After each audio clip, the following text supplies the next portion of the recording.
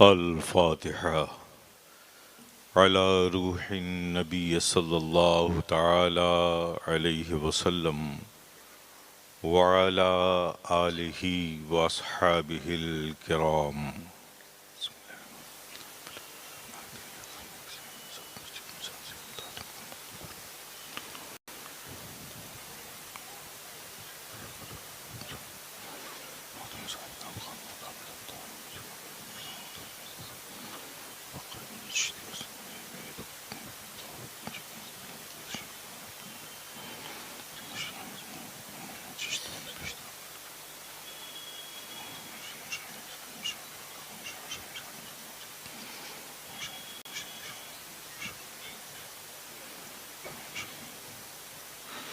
إن الله وملائكته يصلون على النبي يا أيها الذين آمنوا صلوا عليه وسلموا تسليما.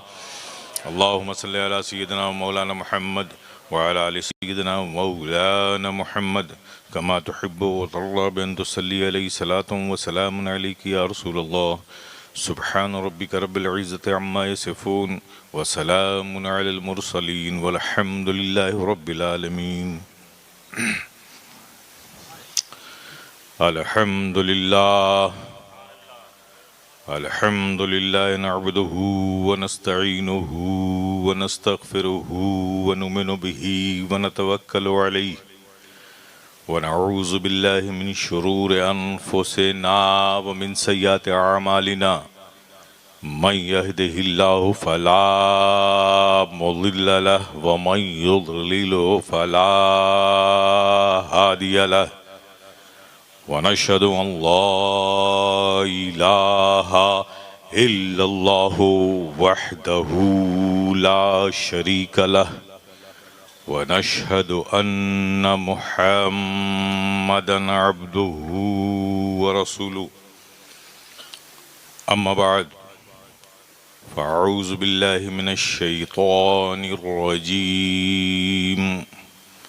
بسم الله الرحمن الرحيم.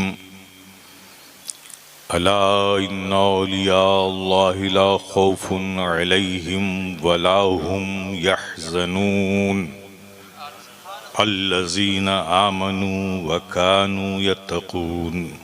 سبحان ربك رب العزة عما يصفون وسلام على المرسلين والحمد لله رب العالمين. اسٹیج پر رونق افروز سادات ذوی الاحترام، معزز علماء کرام اور آپ دور و نزدیک سے آئے ہوئے پیارے پیارے سنی مسلمان، آئیے سب سے پہلے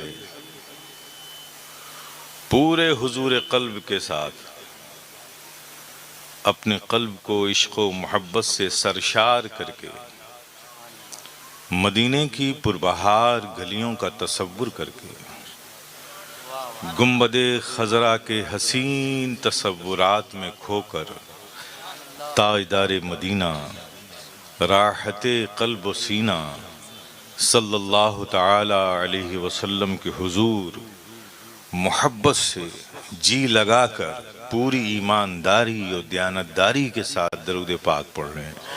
اللہم صلی علی سیدنا و مولانا محمد وعلی آل سیدنا و مولانا محمد کما تحب و ترضى بأن تصلی علیہ صلاۃ و سلام علیک یا رسول اللہ. ایک بار اور ذرا محبت سے درود پاک پڑھ رہے ہیں. اللہم صلی علی سیدنا و مولانا محمد وعلى آل سيدنا ومولانا محمد كما تحب وترضى بأن تصلي عليه صلاة وسلام عليك يا رسول اللہ. ایک بار اور محبت سے نبی اور آل نبی پر صلی اللہ علی النبی امی وآلہ صلی اللہ علیہ وسلم صلاة وسلام عليك یا رسول اللہ، صلاة وسلام عليك یا حبیب اللہ، صلاة وسلام عليك یا نبی اللہ.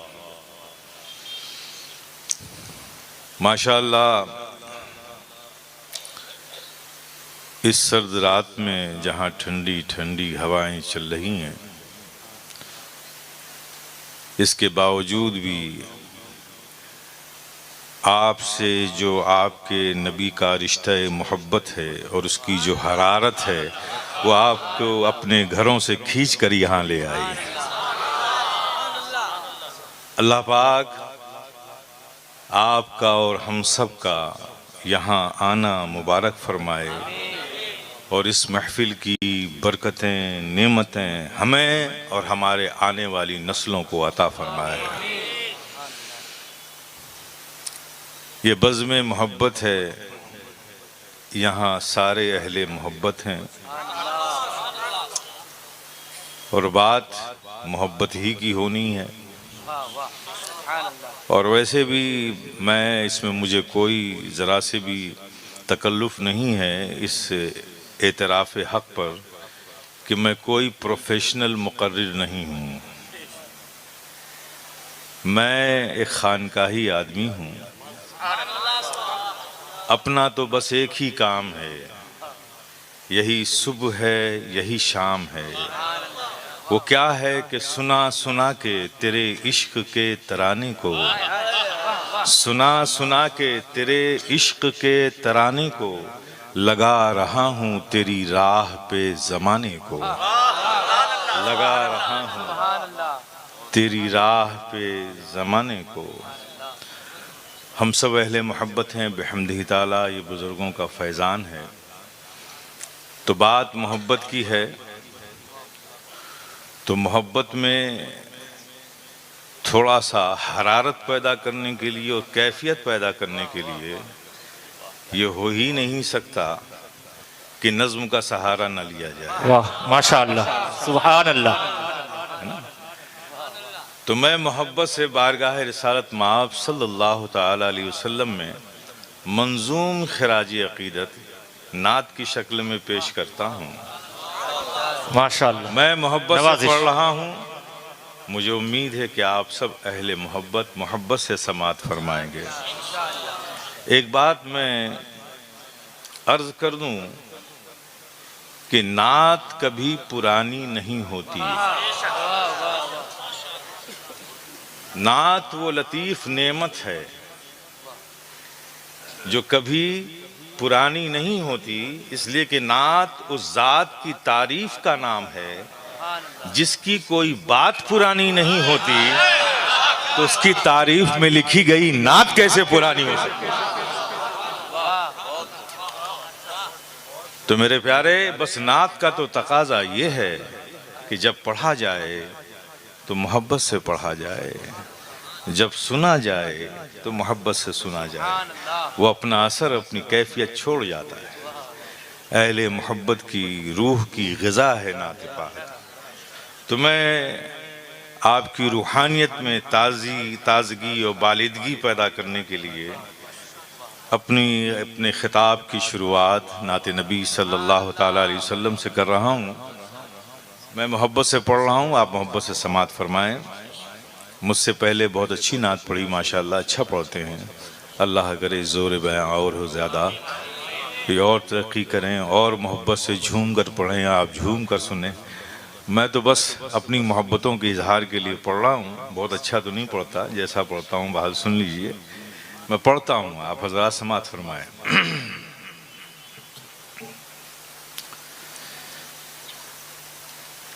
در نبی کو میں چوم لوں گا، کبھی ادھر سے کبھی ادھر سے، در نبی کو میں چوم لوں گا، کبھی ادھر سے کبھی ادھر سے، بہے گا مجھ پہ کرم کا دریا، کبھی ادھر سے کبھی ادھر سے، در نبی کو میں چوم لوں گا، کبھی ادھر سے بھی ادھر سے بہے گا مجھ پہ کرم کا دریا، کبھی ادھر سے کبھی ادھر سے۔ حضرات شعر سنیے، اہل محبت کی محبتوں کو تقویت دینے کے لیے جب محبت عشق میں بدلتا ہے اور عشق اپنے جنون پر پہنچتا ہے تو وہ عاشق کیا کہتا ہے؟ کروں گا جب میں طواف کعبہ، وہ جب دکھائیں گے اپنا جلوہ، کروں گا جب میں طواف کعبہ، وہ جب دکھائیں گے اپنا جلوہ، نبی کا دیدار میں کروں گا، کبھی ادھر سے کبھی ادھر سے، نبی کا دیدار میں کروں گا، کبھی ادھر سے کبھی ادھر سے، در نبی کو میں چوم لوں گا، کبھی ادھر سے کبھی ادھر سے بہے گا مجھ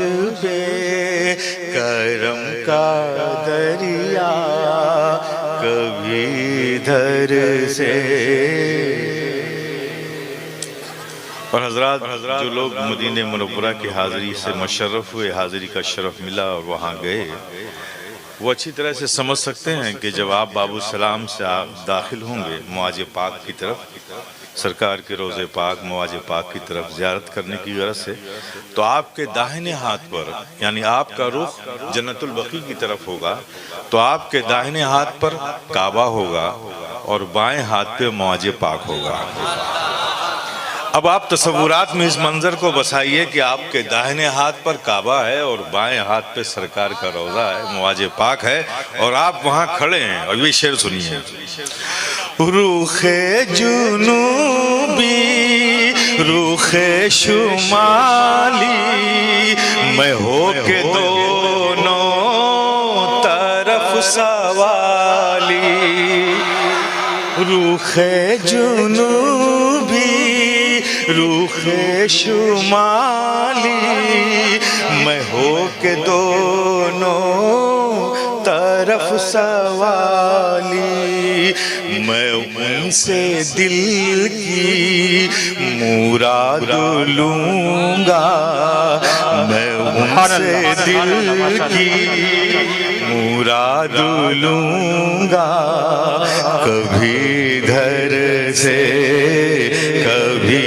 ادھر سے، میں ان سے دل کی مراد لوں گا، کبھی ادھر سے کبھی ادھر سے، در نبی کو میں چوم لوں گا، کبھی ادھر سے۔ اور خاص طور پہ یہ شعر بھی سنیں گے، حبیب داور شفیع محشر، وہ جب پلائیں گے آب کوثر، حبیب داور شفیع محشر، وہ جب پلائیں گے آب کوثر، نبی کے ہاتھوں سے جام لوں گا، کبھی ادھر سے کبھی ادھر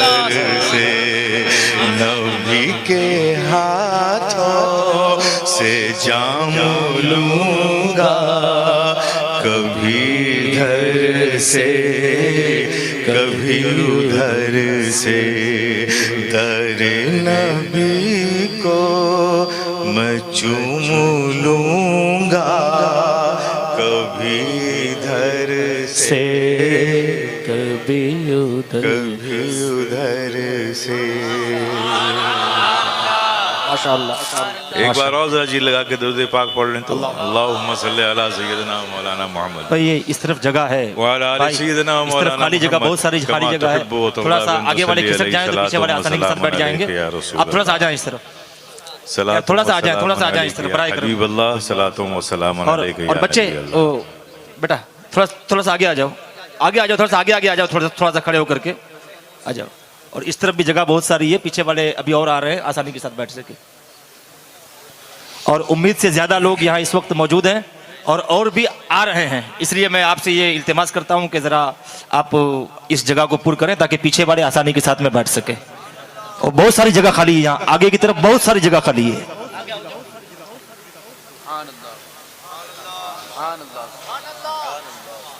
کی محمد سے وفا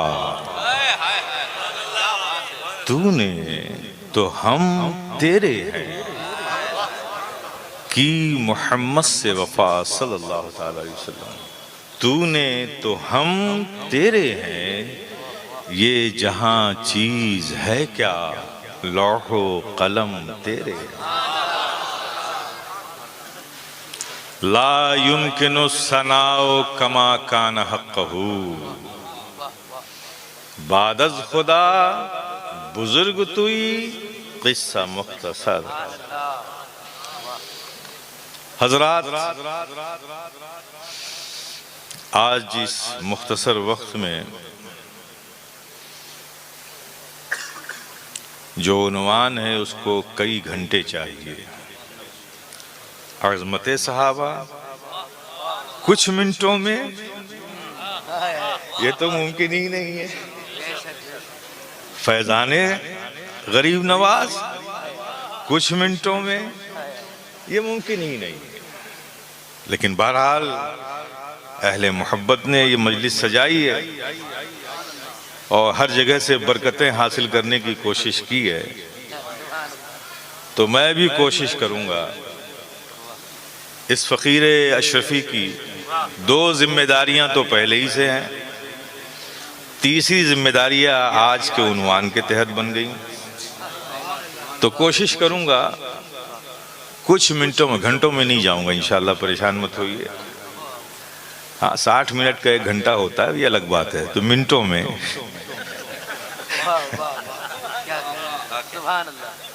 میں اپنی تینوں ذمہ داریوں کو پوری کرنے کی کوشش کروں گا۔ آپ بھی دعا کریں اللہ پاک ہمیں ایسی توفیق عطا فرمائے۔ ایک ذمہ داری میرے سر پر ہے جو شریعت نے مسلک کے حوالے سے دی، دوسری ذمہ داری جو خانقاہ کے حوالے سے بزرگوں نے ہمیں دی، اور تیسری ذمہ داری جو آپ نے آج ہمیں دی۔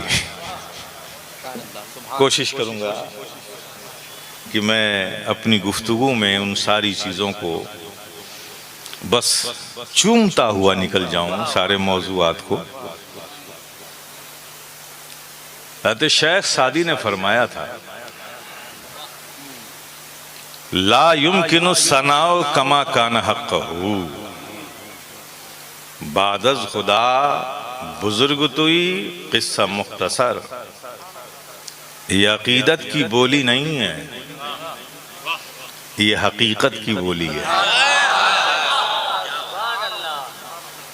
ممکن ہی نہیں ہے، لا یمکن، ممکن ہی نہیں ہے، مشکل نہیں کہا۔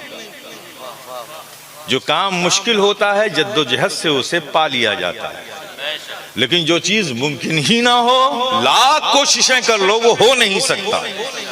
تو شیخ سعدی فرماتے ہیں آقا ممکن ہی نہیں ہے کہ کوئی آپ کی تعریف آپ کے حق کے مطابق جیسا آپ کا حق ہے ویسی کوئی تعریف کر سکے یہ ممکن ہی نہیں ہے۔ بس آقا ہم تو یہ کہتے ہیں کہ زمین و آسمان میں خدا کے بعد اگر بزرگ و برتر ذات ہیں تو بس آپ کی ذات ہے۔ سبحان اللہ۔ کیا فرمایا؟ ممکن ہی نہیں ہے۔ اور میں نے کیا کہا؟ یہ عقیدت کی بولی نہیں، حقیقت کی بولی ہے۔ حضرات، کسی کی تعریف اس کے حق کے مطابق جیسا اس کا حق ہے کرنے کے لیے ضروری ہے کہ اس کی حقیقت کو جانا جائے۔ جب تک حقیقت کی معرفت نہیں ہوگی حق کے مطابق تعریف نہیں ہوگی۔ میں جانتا ہوں کہ یہ مولانا سرفراز صاحب ہیں، بہت ہی متحرک ہیں، بڑے فعال ہیں، عالم دین ہیں، باعمل ہیں، دین و سنیت کی اچھی خدمت کرتے ہیں، صاحب علم ہیں۔ یہ کچھ میں جانتا ہوں تو اس کے حساب سے میں ان کی تعریف کر رہا ہوں، لیکن جاننا ضروری ہے نا کہ یہ کیا ہے۔ جب تک جانوں گا نہیں تو بولوں گا کیا؟ تو پھر بولوں گا تو یہ بولوں گا کہ آپ بہت اچھے ہیں، آپ کا اخلاق بہت اچھا ہے، you are looking very smart, آپ بہت اچھے دکھتے ہیں، آپ کا اخلاق بہت اچھا، یہی سب ہے نا، ایک کامن تعریف ہو سکتی ہے۔ لیکن جب تک حقیقت نہ معلوم ہو تو کامن تعریف ہوگی، اور حقیقت معلوم ہوگی تو حقیقت کے مطابق تعریف ہوگی۔ تو کسی کی تعریف اس کا جو حق ہے وہ کرنے کے لیے ضروری ہے کہ اس کی حقیقت کو جانا جائے۔ اب نبی کی تعریف نبی کے حق کے مطابق کرنے کے لیے ضروری ہے کہ نبی کی حقیقت کو جانا جائے۔ کس نے جانا نبی کی حقیقت کو؟ کون جانے گا نبی کی حقیقت کو؟ کون جان سکے گا نبی کی حقیقت کو؟ خیال ہوا تھا، خیال آیا تھا کہ کوئی جانے نہ جانے اس روئے زمین پر نبی کی حقیقت کو، شاید وہ ضرور جانتے ہوں گے جو بچپن میں نبی کے ساتھ رہے، جو جوانی میں نبی کے ساتھ رہے، جو سفر میں نبی کے ساتھ رہے، جو ہجرت میں نبی کے ساتھ رہے، جو غار ثور میں نبی کے ساتھ رہے، اور آخری آرام گاہ میں بھی نبی کے ساتھ ہوں گے۔ یہ خیال ہوا تھا،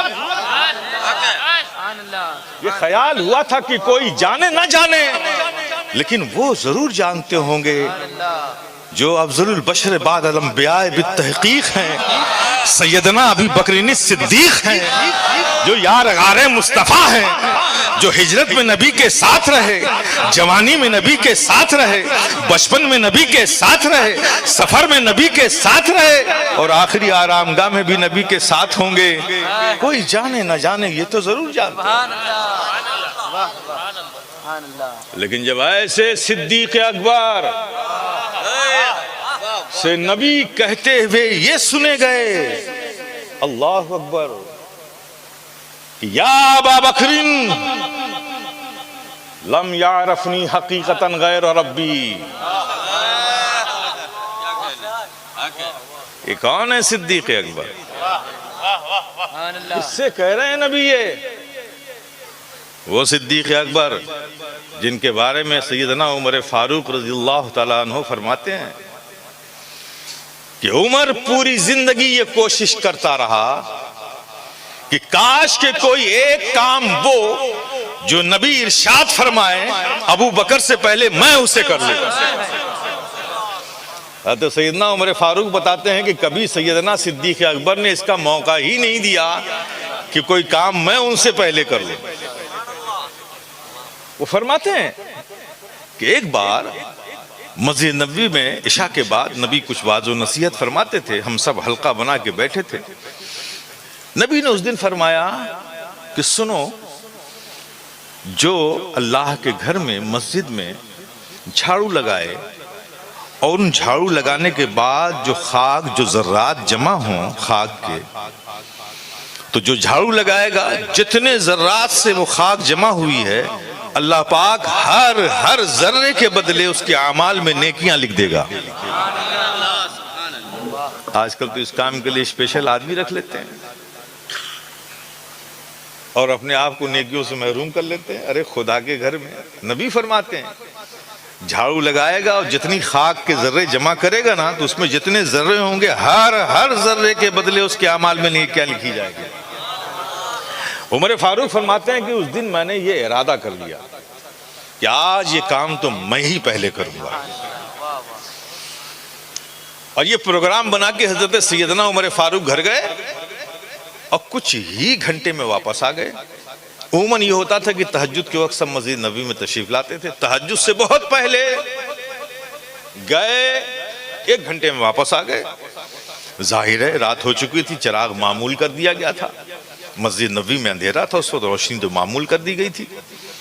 حضرت عمر فاروق بڑے خوش تھے کہ آج اس کام کو میں کرنے پہلے پہنچ گیا۔ دروازہ کھولا، اندر گئے، کسی سے ٹکرائے، اندھیرا ہے، ٹکرائے، پوچھا آپ کون؟ جواب ملا آپ کون؟ آواز سے دونوں نے ایک دوسرے کو پہچان لیا۔ حضرت عمر فاروق نے پوچھا ارے آپ کب آ گئے گھر سے؟ تو سیدنا صدیق اکبر نے فرمایا میں گھر گیا ہی کب تھا جو واپس آتا، میں تو یہیں رک گیا تھا تاکہ نبی کے اس فرمان پر عمل کر سکوں، میں گھر گیا ہی نہیں، یہیں رک گیا۔ ایسے صدیق اکبر، اللہ اکبر، کیا سمجھ سکے گا کوئی ان کے مقام کو؟ وہ صدیق اکبر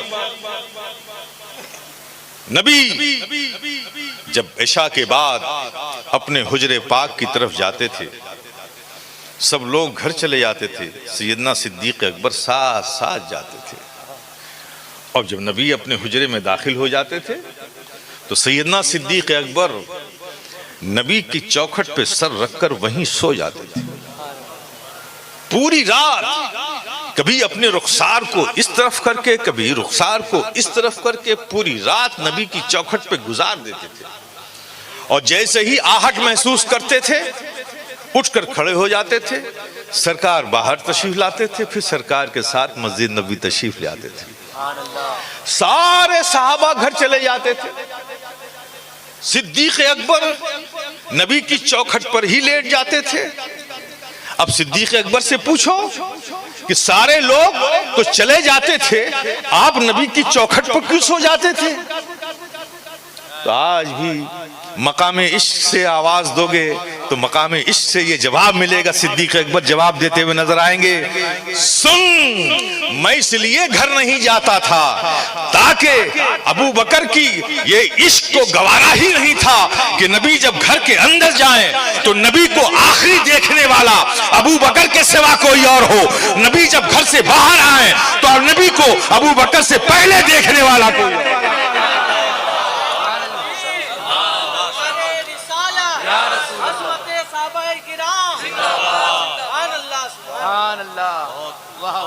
جن کے عشق کو یہ گوارا نہیں کہ نبی حجرے میں جائیں تو آخری دیکھنے والا کوئی اور ہو، اور نبی جب حجرے سے باہر آئے تو پہلے دیکھنے والا کون ہو، ایسے صدیق اکبر سے،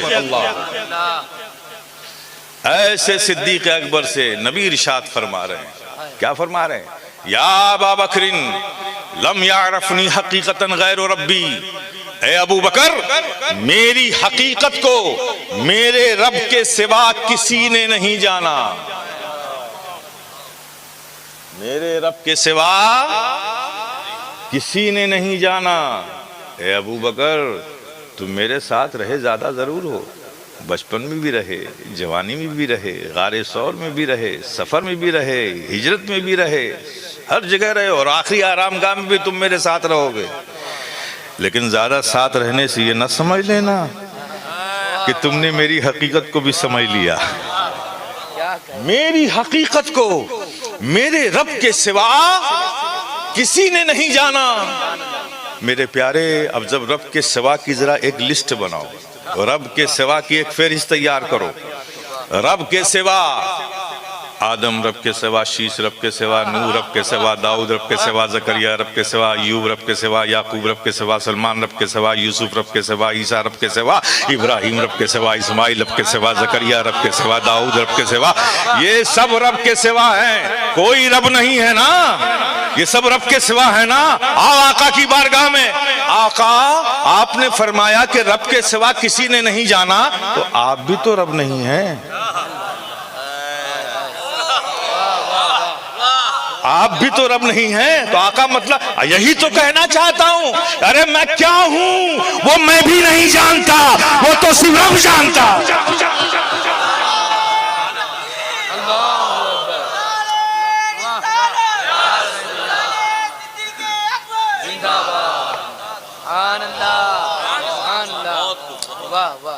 بس میاں یہیں سے ٹرن لو،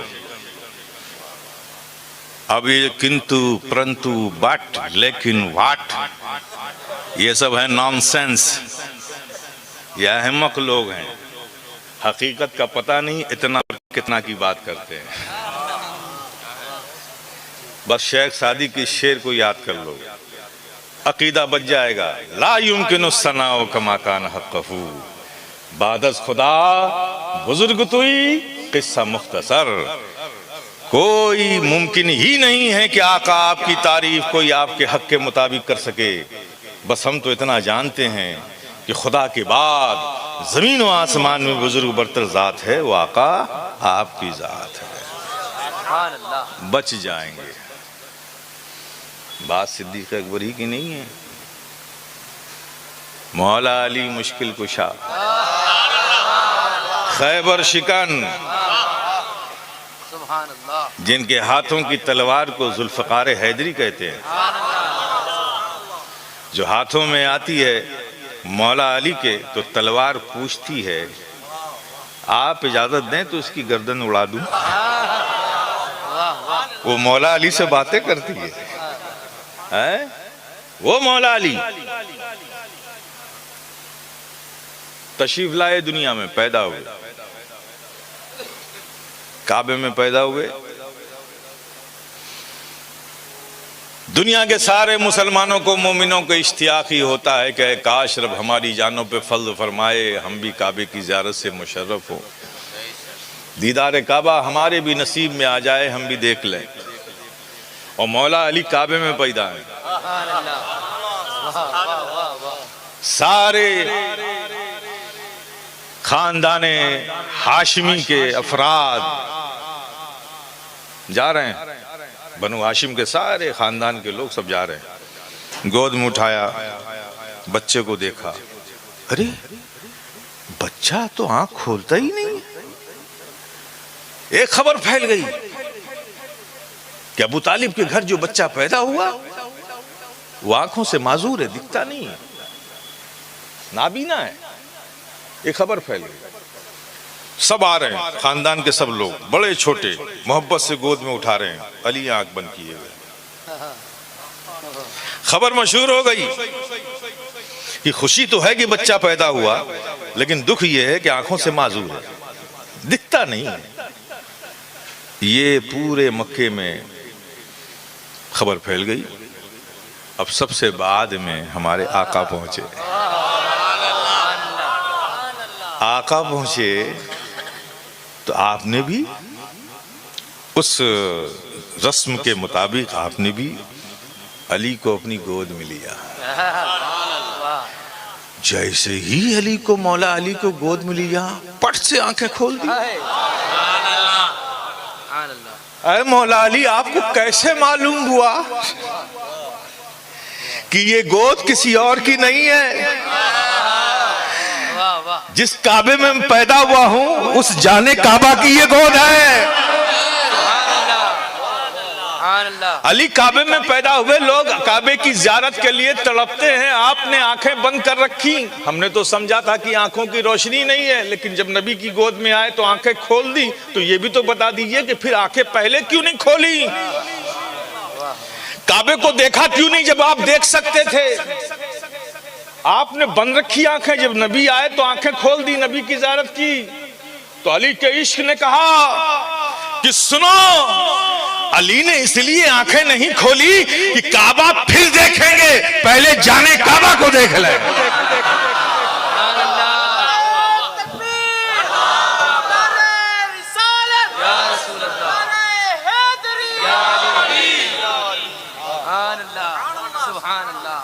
وہ علی مشکل کشا، اللہ اکبر، آنکھیں کھول دیں، علی ہیں وہ۔ جب کفار قریش نے ایک پروگرام بنایا کہ نبی کی دعوت ایک سیلاب کی مانند ہے جسے روکا نہیں جا سکتا، نہ تدبر سے نہ تدبیر سے، اگر نہیں روکا گیا تو مکے کے سارے لوگ اپنے آباء و اجداد کے دین کو چھوڑ کر سب اسلام میں داخل ہو جائیں گے۔ بڑی فکر تھی ان بھائیوں کو جو مکے کے بھائی بنے ہوئے تھے۔ ہر دور میں، آج کے دور میں بھی کچھ بھائی لوگ ہیں جن کی کوششیں یہی ہوتی ہیں کہ اپنے باپ کو چھوڑ کے ہمارے باپ کو اپنا باپ کہو۔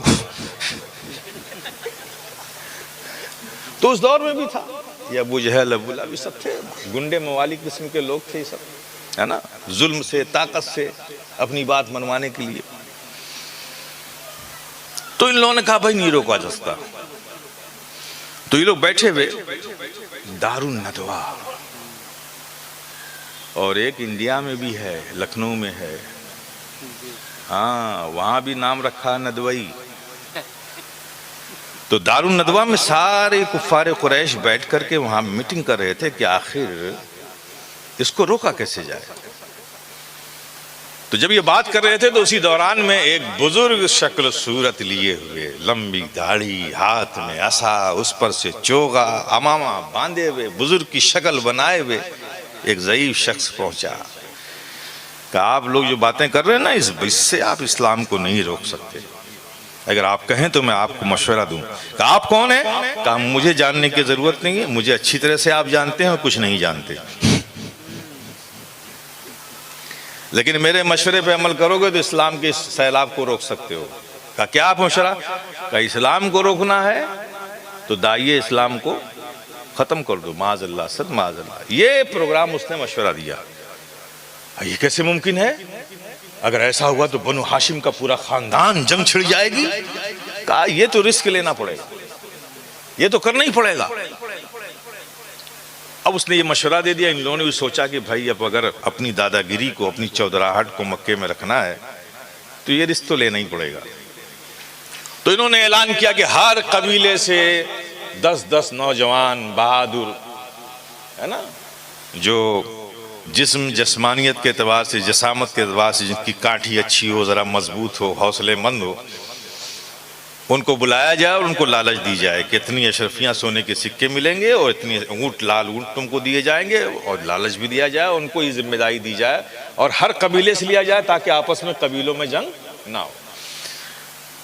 اب وہ طے ہو گیا، افراد چن لیے گئے، دن متعین ہو گیا۔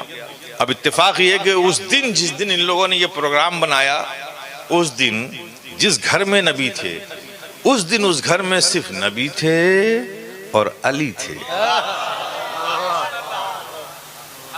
گھر کا محاصرہ کر لیا، چاروں طرف سے گھیر لیا، اور یہ انتظار کرنے لگے کہ تھوڑا رات اور گہری ہو جائے، لوگ مکے کے سو جائیں، تب ہم جا کر کے اپنے ٹارگٹ کو اچیو کریں گے، ہدف کو گول کریں گے، اپنا کام کریں گے۔ سب بیٹھ گئے۔ یہ واقعہ مشہور ہے، جب دشمنوں کے اس پروگرام کو، ان کی نیتوں کو اللہ عالم الغیب تو سب جانتا ہے، جبریل کو حکم دیا، جبریل یہاں ہو۔ یہ بیوقوف لوگ میرے محبوب کو اذیت دینا چاہتے ہیں، یہ پتہ نہیں کہ کس کا محبوب ہے یہ۔ جاؤ میرے محبوب سے کہو یہ فوراً اٹھیں اور ہجرت کریں۔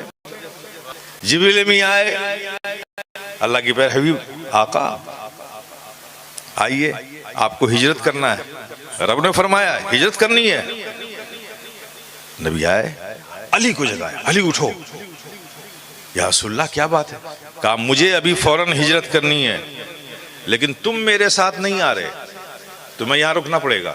یا رسول اللہ وہ؟ کہا میرے پاس چند لوگوں کی امانتیں ہیں، میں تو ابھی جا رہا ہوں، صبح جب ہوگی تو ان امانتوں کو جن کی ہے میں بتا دیتا ہوں، ان تک پہنچا دینا، پھر علی تم بھی آ جانا، اور میں جا رہا ہوں، تم میرے بستر پہ لیٹ جاؤ۔ علی سو گئے، علی سو گئے۔ اب صبح ہوئی، اسی بیچ میں ان کو جھپکیاں آ گئی، سمجھ گئے نا آپ؟ نبی نے پھر وہ واقعہ مشہور ہے، کنکڑی اٹھائی، ان کی طرف پھینکا، ان کے بصیرت تو پہلے ہی سے نہیں تھی، کنکڑی پھینکی تو بصارت بھی چلی گئی۔ وما رمیت اذ رمیت ولکن اللہ رمی، واقعہ مشہور ہے۔ اب نبی نے ہجرت فرما لیا، علی بستر پر سو گئے۔ صبح جب کفار قریش گھر میں داخل ہوئے تو قتل کا ارادہ تھا کہ یہ نبی ہی سوئے ہوئے ہیں، لیکن کچھ کو خیال آیا کہ ذرا چادر ہٹا کے دیکھ تو لو۔ چادر ہٹائی تو دیکھا کہ نبی نہیں علی ہیں، نبی نہیں علی ہیں۔ سب مایوس ہو گئے کہ ہمیں انعام تو نبی کے قتل پر تھا، علی کے تھوڑی۔ واپس آ گئے۔ یہ واقعہ مشہور ہے۔ کسی نے علی سے پوچھا، اے علی، ہجرت کی اس رات میں جب نبی نے اپنے بستر پہ لٹایا تھا تو کیا آپ کو نیند آ گئی تھی؟ نیند آئی تھی؟ تو علی فرماتے ہیں خدا کی قسم جس کے قبضے قدرت میں علی کی جان ہے، علی اس دن علی کو جتنی گہری نیند آئی پوری زندگی علی اتنی گہری نیند نہیں سویا۔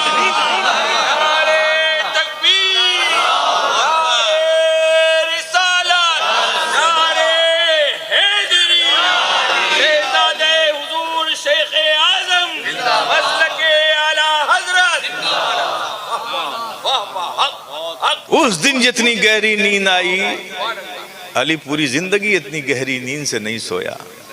کہا علی آپ کو معلوم تھا کہ کتنا پرخطر ماحول تھا، کتنا خطرہ تھا؟ اگر وہ چادر نہ ہٹاتے، نبی سمجھ کے وار کر دیتے تو آپ زخمی ہوتے، گھائل ہوتے، شہید ہو جاتے۔ کیا آپ اس سے بے خبر تھے؟ کہا نہیں نہیں، میں باخبر تھا، میں باخبر تھا۔ کہا پھر بھی گہری نیند آ گئی؟ کہ ہاں گہری نیند آئی، یہ سچ ہے۔ کہا وہ کیسے؟ کہا علی کو نقصان ہو ہی کیسے سکتا تھا؟ نبی نے فرمایا تھا کہ علی صبح اٹھنا اور یہ امانتیں لوگوں کو دیکھ کر تب آنا۔ تو جب علی کی زندگی کی ضمانت جب نبی نے لے لی ہو تو اس علی کو موت کیسے آ سکتی ہے؟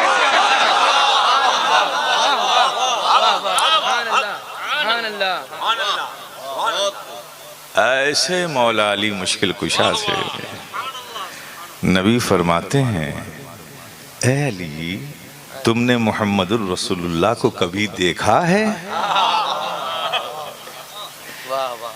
کبھی دیکھا ہے؟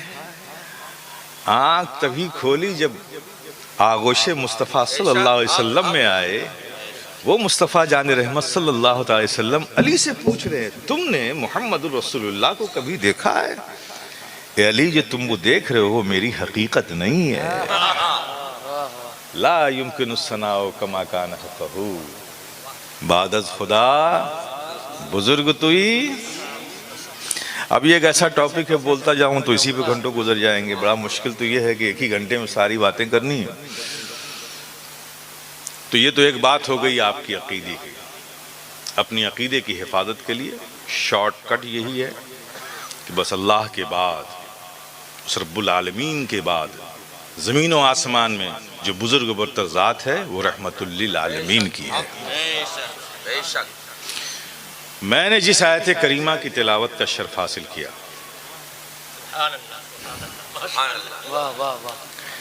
الا ان اولیاء اللہ لا خوف علیہم ولا هم يحزنون الذین آمنوا وکانوا یتقون۔ Be conscious, be alert، ہوشیار، خبردار، یہ میرے دوست ہیں، These are my friends. یہ میرے دوست ہیں. وَلَا خَوْفٌ عَلَيْهِمْ وَلَا هُمْ يَحْزَنُونَ. انہیں کوئی خوف نہیں اور کوئی غم نہیں. اللہ تبارک و تعالیٰ اس آیت کریمہ میں اپنے دوستوں کا تعارف کرا رہا ہے. اور تعارف کرنے سے پہلے آپ کو ہوشیار کر. ہوشیار, بی کانشیس. بات بڑی اہم ہے.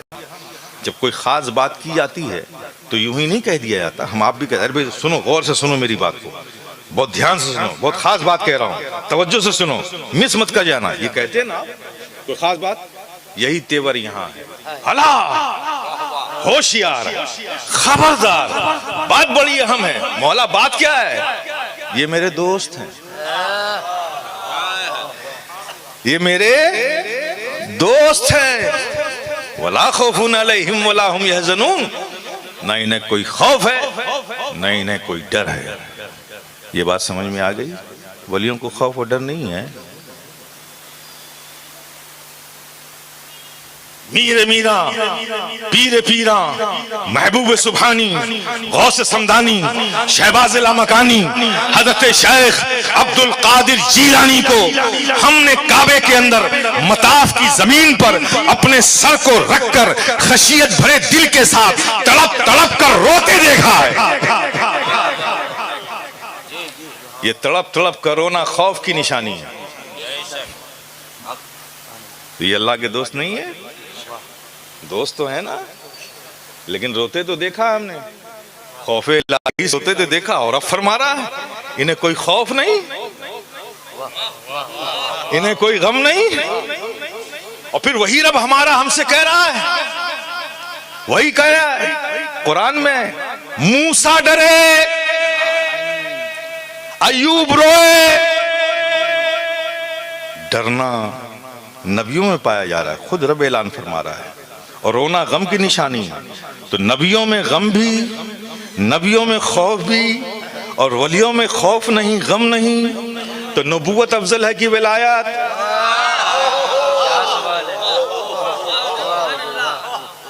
نبوت افضل ہے کہ ولایات؟ نبوت افضل ہے. تو نبیوں میں خوف بھی, نبیوں میں غم بھی, ولیوں میں خوف نہیں, ولیوں میں غم نہیں. میرے پیارے کیا سمجھے آپ؟ کیا سمجھے آپ؟ رب تبارک و تعالی یہاں اپنے ان محبوب بندوں کا, دوست بندوں کا مقام بتا رہا ہے. مانا خوف اور غم تو انسان کی فطرت میں اللہ نے ودیعت فرمایا ہے. خوف اور غم تو ہر انسان میں, ہر بشر میں اللہ نے خوف اور غم کو ہر انسان میں ودیعت فرمایا ہے. پھر رب فرما رہا ہے خوف و غم نہیں. تو یہاں پر اپنے دوست بندوں کا مقام بتا رہا ہے کہ اے لوگوں سنو, یہ میرے دوست ہیں, یہ ایسے دوست ہیں کہ جب یہ میری یادوں میں, میرے ذکر میں, میرے خیالوں میں جب یہ گم ہو جاتے ہیں, مستغرق ہو جاتے ہیں, میرے جلووں میں یہ کھو جاتے ہیں, مجھ سے قرب حاصل کرنے کی لذتوں کے جذبات سے یہ مسرور ہو کر اس میں گم ہو جاتے ہیں, جب یہ اس میں ڈوب جاتے ہیں, جب یہ میرے ذکر میں, میری یادوں میں ڈوب جاتے ہیں, تو اس وقت میں سارے حجابات ہٹا دیتا ہوں, ساری دوریاں دور کر دیتا ہوں, اور انہیں اپنا قرب عطا کرتا ہوں. اور یہ جب میرے قرب میں ہوتے ہیں تو اس وقت نہ انہیں کوئی خوف ہوتا ہے نہ کوئی غم ہوتا ہے.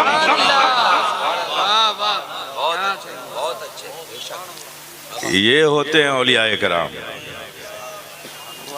جب اتنا سمجھ گئے کہ ان کا مقام کیا ہے, جب یہ ذکر الہی میں ڈوبتے ہیں تو حجابات ہٹا دیے جاتے ہیں, یہ زمین پر رہ کے عرش الہی دیکھتے ہیں, اور ان جلووں میں جب کھو جاتے ہیں تو اس وقت انہیں کوئی خوف اور کوئی غم نہیں ہوتا ہے. یہ ہوتے ہیں اللہ کے دوست. کیا ہوتے ہیں؟ اللہ کے دوست. آج تو عجیب ٹرینڈ چلا ہوا ہے, اشتہار میں ولی بنائے جا رہے ہیں, نعروں میں ولی بنائے جا رہے ہیں. ہر مرید کی خواہش ہے کہ میرا پیر کم سے کم ولی ہو. ارے کیا سمجھ رکھا ہے ولایت کو آپ نے؟ اللہ کا دوست, کمال کرتے ہیں آپ. میرا دوست, آپ سڑک پہ نکلیں گے ہاتھ پکڑ لیں گے کہ یہ محمود میاں کا دوست ہے. ارے میرا دوست میں بناؤں گا کہ آپ بنائیں گے؟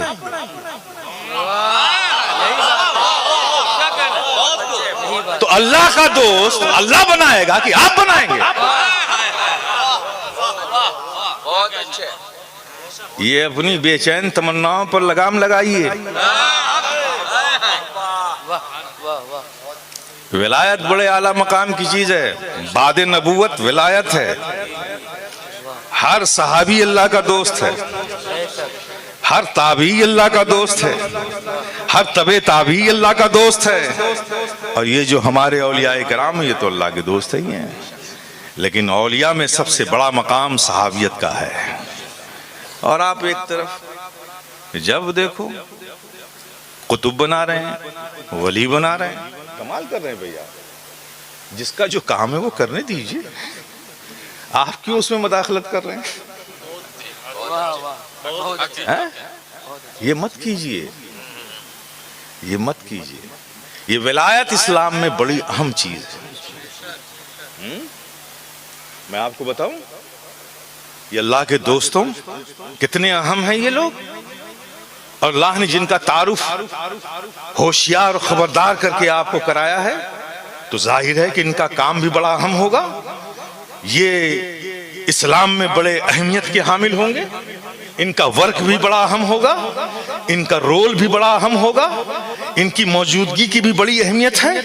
تو میرے پیارے یہ اولیاء اللہ, یہ اللہ کے دوست بندے اتنے اہم ہیں کہ جب تک روئے زمین پر ایک بھی اللہ کا دوست بندہ موجود ہے قیامت نہیں آئے گی. اور جب تک ایک انسان روئے زمین پر باقی ہے اللہ کے دوست بندوں کی ضرورت باقی ہے. یہ اتنے اہم ہیں. ان کا ورک کیا ہے, ان کا روئے زمین پر کام کیا ہے, اللہ نے انہیں روئے زمین پر رکھا کیوں ہے؟ جب اتنے اہم ہیں تو ان کا کام بھی اہم ہوگا. ہم سمجھتے ہیں کہ اولیاء کرام کی مقدس بارگاہیں صرف اس لیے ہیں کہ ان کی بارگاہوں میں جایا جائے, جانے کے بعد بے اولاد اولاد کی نعمت مانگے, روزگار سے پریشان حال روزی مانگے, بیماریوں میں پریشان حال شفا مانگے. ہم یہی سمجھتے ہیں اور یہ کرتے بھی ہیں. آپ جیسے اولیاء کرام کے آستانے پر پہنچے ذہن میں پوری ایک لمبی لسٹ رکھے رہتے ہیں, سورہ فاتحہ بھی نہیں پڑھتے, سیدھے لسٹ پڑھ کے سنانا چاہتے ہیں. دھندے میں مندہ ہے, بچے پریشان ہیں, فلاں کی بیماری ہے, بھائی اولاد کی کمی ہے, یہ ہے وہ ہے, فلاں ہے, پڑوسی بہت پریشان کرتا ہے, مقدمے میں الجھاؤ. ایک لسٹ, ایسا لگتا ہے جیسے قرضہ لیا ہوا ہے واپس مانگنے آئے آپ. اور سچائی یہ ہے کہ یہ لوگ جس چیز کے اسپیشلسٹ ہیں, جو صرف یہی دے سکتے ہیں, کوئی نہیں دے سکتا, وہی نہیں مانگتے آپ. اور یہ دنیا کی چیزیں تو دنیا دے ہی دے گی رب کے فضل سے. دنیا اگر رب کو دینا ہے آپ کو تو اپنے فضل سے آپ کے لیے کسی نہ کسی کو سبب بنا ہی دے گا. ان بارگاہوں میں جا کے صرف دنیا مانگتے ہو, اور یہ تو دنیا دار نہیں ہے نا, یہ سب تو روحانیت کے تاجدار ہیں. ان کی بارگاہوں میں جا کے کم سے کم وہ تو مانگو جس کے یہ اسپیشلسٹ ہیں. ان سے مانگو, روحانیت میں بالغی مانگو, پاکیزگی مانگو, اخلاق میں وسعت مانگو, کردار میں حسن مانگو, محبت کی خیرات مانگو, ایمان پر خاتمے کی دعا مانگو, دنیا میں سلامتی کی دعا مانگو, آپس میں محبتیں مانگو. یہ مانگو, یہ محبت کا سرمایہ دنیا کے کسی شو روم میں نہیں ملتا میرے پیارے. یہ محبت کا سرمایہ تو ان روحانیت کی تاجدار کی بارگاہوں میں ملتا ہے. سبحان اللہ, سبحان اللہ. لیکن ہم وہاں بھی دنیا لے کے پہنچ جاتے ہیں اور ہم سمجھتے ہیں کہ بس یہ اسی کام کے لیے. حالانکہ سچ ہے, ٹھیک ہے آپ مانگتے ہو. اب یہ سب جتنے بھی اللہ کے دوست بندے ہیں بڑے دیالو ہیں, بڑے رحم دل ہیں, بڑے دیاوان ہیں. ہم جاتے ہیں ان کی بارگاہوں میں, روتے ہیں, گڑ گڑاتے ہیں. وہ اپنی تربت پاک سے ہمیں روتا بلکتا گڑ گڑاتا دیکھتے ہیں. رحم دل ہیں, ہماری حالت پہ ان کو رحم آ جاتا ہے. وہ بھی اپنی تربت پاک میں رب کے حضور ہاتھ اٹھا دیتے ہیں. اللہ پاک ان کی دعاؤں کو سن لیتا ہے, ہمارا کام ہو جاتا ہے. لیکن میرے پیارے صرف یہ اس کام کے لیے نہیں ہے. یہ جو آپ کو نعمتیں ملتی ہیں نا بارگاہوں سے, یہ ان کا ایڈیشنل ورک ہے, جزوی کام ہے, مین ورک ان کا نہیں ہے. اولیاء کرام کو روئے زمین پر اللہ نے صرف اس کام کے لیے نہیں رکھا ہے، یہ ان کا ایک ایڈیشنل ورک ہے، جزوی کام ہے۔ ان کا مین ورک کیا ہے؟ ان کا مین رول کیا ہے؟ میرے پیارے سنو، اولیاء کرام کا اس روئے زمین پر مین ورک، مین رول یہ ہے کہ جب ایک مسلمان کسی ایسے حالات میں، وہ حالات ظلم کے ہوں، وہ حالات تشدد کے ہوں، وہ حالات عصبیت کے ہوں، وہ حالات اجنبیت کے ہوں، وہ حالات غیریت کے ہوں، وہ حالات حاکمیت کے ہوں، وہ حالات تشدد کے ہوں، ایسے کسی ماحول میں اگر کوئی مسلمان اسلام کے کسی احکام پر عمل کرنا اپنے لیے ناممکن سمجھنے لگے تو بس اولیاء کرام کا کام وہیں سے شروع ہو جاتا ہے۔ اللہ محفوظ رکھے آپ سب کو۔ لیکن اگر کچھ شہر میں حالات بگڑے، کرفیو جیسا ماحول ہو گیا تو آپ قانونی طور پہ پابند کر دیے جائیے گا کہ گھروں سے باہر مت نکلیے۔ تو ظاہر ہے کہ ایک مسلمان کے لیے اب مسجد میں جا کے فرض ادا کرنا، کرفیو لگا ہوا ہے، ممکن نہیں ہے نا، ایسے حالات میں ممکن نہیں ہے نا۔ تو اسلام کے ایک احکام پر عمل کرنا، جب کسی مسلمان کو عمل کرنا اپنے لیے ناممکن لگنے لگے تو بس اولیاء کرام کا رول، اولیاء کرام کا ورک وہیں سے شروع ہوتا ہے۔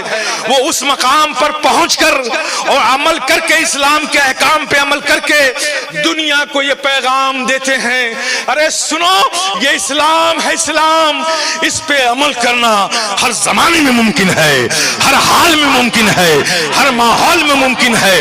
ماحول چاہے اجنبیت کا ہو، ماحول چاہے عصبیت کا ہو، ماحول چاہے تشدد کا ہو، ماحول چاہے ظلم کا ہو، ماحول چاہے غیریت کا ہو، ماحول چاہے آمریت کا ہو، ماحول چاہے حاکمیت کا ہو، ماحول کیسا بھی ہو، یہ اسلام ہے، اس کے احکام پہ عمل کرنا ہر حال میں ممکن ہے۔ ارے یہ اسلام ہے، اس پہ عمل کرنا سعودیہ میں بھی ممکن ہے، اس پہ عمل کرنا بحرین میں بھی مشکل ہے، اس پہ عمل کرنا کویت میں اگر ممکن ہے، اس پہ عمل کرنا عراق میں اگر ممکن ہے، اس پہ عمل کرنا لبنان میں اگر ممکن ہے، اس پہ عمل کرنا اگر کویت میں ممکن ہے تو اس پہ عمل کرنا ہندوستان میں بھی ممکن ہے، اس پہ عمل کرنا اگر جاپان میں ممکن ہے تو اس پہ عمل کرنا اس ویراول کی سرزمین پر ممکن ہے، اور متھرا میں بھی ممکن ہے، کاشی میں بھی ممکن ہے۔ یہ اسلام ہے پیارے اسلام، اس پہ عمل کرنا ہر زمانے میں ممکن ہے، ہر حال میں ممکن ہے۔ یہ اسلام ہے، یہ کوئی اور مذہب تو نہیں کہ جو کشرا متھرا کاشی میں تو ممکن ہو لیکن سوئٹزرلینڈ میں ممکن نہ ہو۔ یہ اسلام ہے، اس پہ عمل کرنا سوئٹزرلینڈ کی برپوش پہاڑیوں پہ بھی ممکن ہے، جاپان کے ٹوکیو میں بھی ممکن ہے، رشیا کے ماسکو میں بھی ممکن ہے، انگلینڈ کے لندن میں بھی ممکن ہے، فرانس کے پیرس میں بھی ممکن ہے، چائنا کے شہر بیجنگ میں بھی ممکن ہے۔ یہ اسلام ہے، اس پہ عمل کرنا ہر زمانے میں ممکن ہے، ہر دور میں۔ سبحان اللہ، سبحان اللہ۔ یہ بزرگوں کا کام ہے۔ اب آ جاؤ، میں اس کی جھلک تمہیں دکھاتا ہوں۔ سبحان اللہ، سبحان اللہ۔ غیر منقسم بھارت کے راجا میرے خواجہ، اوبھاجت بھارت کے راجا میرے خواجہ۔ ہمارے بھارت کی تقسیم ہوئی ہے، خواجہ کا بھارت تھوڑی بٹا ہے۔ بہت اچھے، بہت اچھے۔ یہ لکیریں تو ہم نے کھینچ لی کہ یہ پاکستان ہے، یہ بھارت ہے، یہ بنگلہ دیش ہے، یہ بھوٹان ہے، یہ سکم ہے، یہ افغانستان ہے، یہ شری لنکا ہے، بھارت بٹ گیا۔ یہ لکیریں ہم نے کھینچی، لیکن خواجہ کا پیار نہیں بٹا، خواجہ کی محبت نہیں بٹی۔ پاکستان کے بھی راجہ خواجہ ہیں، بنگلہ دیش کے راجہ بھی خواجہ ہیں، افغانستان کے راجہ بھی خواجہ ہیں، شری لنکا کے راجہ، چونکہ ہمارے خواجہ اوبھاجت بھارت کے راجہ ہیں۔ کوئی بانٹنا چاہے تو بانٹ بھی نہیں سکتا، نہیں بانٹ سکتا۔ کرتے رہو کوشش، خواجہ کی محبت کیا نکالو گے؟ اب یہ خواجہ یہاں کے تھے؟ بولو نا میرے پیارے، نہیں یہاں کے تھے؟ باہر سے آئے نا، سنجر سے آئے، ہے نا؟ یہ تو معلوم ہے آپ کو۔ اچھا آئے تو کیا لے کر آئے؟ آرمی لے کے آئے تھے، آرمڈ ڈویژن توپ خانہ لے کر آئے تھے، پیٹریاٹ اسکٹ میزائل لے کر آئے تھے، کیا لے کر آئے تھے؟ Super sonic missile, make 4 make 8 speed کی میزائلیں لے کر آئے تھے۔ کیا لے کر آئے تھے؟ کیا لے کر آئے تھے؟ کیا لے کر آئے تھے؟ بوریائے رشد و ہدایت لے کر آئے تھے، تنہا آئے تھے۔ کمال کی بات ہے، انتخاب بھی فرمایا تو کیا فرمایا؟ ایسے ملک میں ایسی زمین پر آئے جہاں کے راجا سے خود وہاں کی جنتا بڑی پیڑت تھی، ایسے کرور راجا کے شاشن میں آئے کیا لے کر آئے؟ کچھ نہیں، تنہا آئے۔ میرے پیارے دیکھو، اب ذرا مجھے بتاؤ، کوئی نے والا تھا خواجہ کا؟ کچھ سمجھنے والا بھی تھا؟ کوئی پانی بھی پوچھنے والا تھا؟ کوئی رشتہ دار تھا کہ یہاں پہ؟ کوئی نہیں، سب اجنبی، اور ایسے ظالم بادشاہ کی زمین پر آئے۔ ویش الگ، بھوشا الگ، زبان الگ، بھاشا الگ، سب الگ، اور آئے ایک میدان دیکھا آپ نے، بوریائے رشد و ہدایت بچھایا، اسی پر بیٹھ گئے۔ صبح ہوئی، اونٹ کی ایک ریوڑ اس میدان میں آئی، اور ایک چرواہا جو اونٹ کو چراتا تھا اس نے اونٹوں کو بٹھایا، دیکھا کہ میدان کے کنارے پر کوئی بیٹھا ہوا ہے، قریب گیا، اوپر سے نیچے تک دیکھتا رہا کہ یہ ہم میں سے تو نہیں ہے، یہ تو لگتا ہے کہیں باہر سے آئے ہیں، لیکن وہ دیکھتا جا رہا ہے۔ پھر اس نے کہا مہاراج آپ یہاں کے تو نہیں ہیں، آپ کا آنا یہاں شبھ ہو، آپ یہاں کے نہیں ہیں، لیکن مہاراج چھما چاہتے ہیں۔ نظر پڑتے ہی ادب اس میں آ گیا۔ یہ کیسے بے ادب ہے کہ ہزاروں لوگوں کو فیضان پاتے دیکھ رہے پھر بھی ادب نہیں آ رہا ہے۔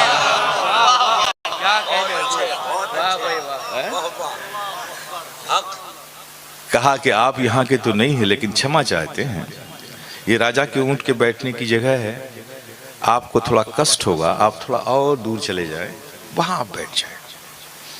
اچھا اونٹ بیٹھتا ہے یہاں پہ، کس اونٹ کو بٹھاؤ گے؟ مہاراج وہ جو اونٹ کھڑا ہے اس کی جگہ۔ اچھا اونٹ کی عادت ہوتی ہے جہاں جا کے بیٹھتے وہیں بیٹھتے۔ اچھا اس کے بیٹھنے کی جگہ، آ بھائی اپنی جگہ پہ بیٹھ گیا، یوں اشارہ کیا، یوں اونٹ چلتا ہوا آیا، بیٹھ گیا۔ شام ہوئی، پھر وہ چرواہا آیا، سارے اونٹوں کو اٹھایا۔ اب وہ اونٹ جس کو یوں بلایا تھا بیٹھ گیا، وہ اٹھ ہی نہیں رہا ہے، ڈنڈے مارے نہیں اٹھا، گالیاں بکی نہیں اٹھا، ٹھوکر ماری نہیں اٹھا۔ پریشان ہو گیا کہ آج محل میں جاؤں گا، اونٹ کی کاؤنٹنگ ہوگی، گنتی ہوگی، ایک اونٹ کم ہوگا تو بادشاہ تو سیدھے سر اڑا دے گا۔ تو جاتے ہی ساتھ مہاراج سے کہا مہاراج پتہ نہیں کیا بات ہے کہ سارے اونٹ کو اٹھایا، اٹھ گیا، ایک اونٹ آج اٹھتا ہی نہیں، بہت کوشش کی، وہ میدانی میں بیٹھا ہوا۔ راجا نے پوچھا کون بٹھاتا تھا روز؟ کہا مہاراج میں ہی بٹھاتا تھا۔ کون اٹھاتا تھا؟ میں اٹھاتا تھا۔ لیکن مہاراج سنیے سنیے، وہ جو اونٹ نہیں اٹھ رہا ہے نا، میں نے آج اسے نہیں بٹھایا، میں نے نہیں اٹھایا، میں نے عالم خیال میں اس اونٹ سے پوچھا لات کھائی اٹھا کیوں نہیں؟ روز تو اٹھتا تھا۔ ڈنڈے کھائے روز تو اٹھتا تھا، اٹھا کیوں نہیں؟ ٹھوکریں کھائی روز اٹھتا تھا، اٹھا کیوں نہیں؟ کہا سن تجھے سمجھ میں نہیں آتا، روز وہ بٹھاتا تھا، روز وہ اٹھاتا تھا، بیٹھتا تھا، اٹھ جاتا تھا، تجھے پتا نہیں ہے کہ آج کس نے بٹھایا ہے؟ آج خواجہ نے بٹھایا ہے، تو دوسرے کا حکم مان کے اٹھوں کیوں؟ اب اٹھائیں گے تو خواجہ ہی اٹھائیں گے۔ تو اے بھارت کے سنی مسلمانوں، تم خود نہیں بنے ہو، تمہیں بنایا ہے خواجہ نے، بھارت کی دھرتی پر بٹھایا ہے خواجہ نے۔ جب ایک اونٹ کو خواجہ بٹھا دے، اسے کوئی نہ اٹھا سکے، تو جس بھارت کے مسلمانوں کو خواجہ نے بنایا ہو اور بٹھایا ہو بھارت میں، کس میں دم ہے کہ وہ اسے اٹھا دے؟